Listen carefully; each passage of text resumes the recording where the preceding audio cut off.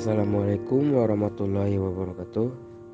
Kami dari kelompok 4 akan memaparkan penjelasan proses terbentuknya petir dengan anggota kelompok yaitu Widi Angeli, Wilda Yuliana, Wilsa Bustafiarila, Yola Desmita, Olva Febrian. Baiklah, sebelum masuk kepada proses terbentuknya petir, sebaiknya kita harus tahu dulu apa sih itu petir. Petir adalah gejala alam yang biasanya muncul pada musim hujan di saat langit memunculkan kilatan cahaya sesaat yang menyilaukan. Petir merupakan fenomena alam yang unik namun menyeramkan bagi manusia. Selanjutnya, proses terjadinya petir. Proses terjadinya petir ini melibatkan arus listrik yang ada di udara dan di awan. Namun secara umum, petir atau kilat adalah kilatan cahaya yang menyambar dan diikuti dengan suara gemuruh yang keras. Sebuah kilatan petir bisa mencapai suhu 30.000 derajat Celcius. Karena pemanasan udara yang luar biasa, membuat udara ikut bergerak dan seolah meledak. Hasilnya akan mendengar suara menggelegar yang disebut guru.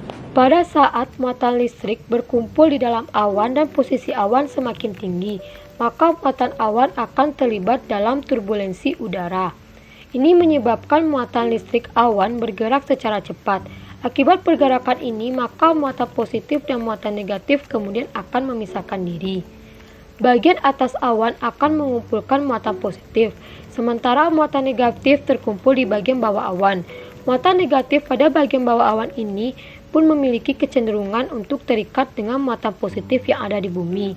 Jika muatan negatif pada dasar awan sudah cukup besar, maka aliran muatan negatif dari awan akan menuju ke bumi. Hal yang terjadi saat petir menyambar, terjadinya pertukaran muatan negatif dari awan dengan muatan positif dari bumi. Saat pertemuan muatan negatif dan muatan positif, inilah akhirnya bisa melihat petir dan suara guru. Bahaya petir bagi manusia. 1. Arus petir tidak bisa ditahan oleh makhluk hidup. 2. Arus petir bisa menyebabkan konsleting listrik.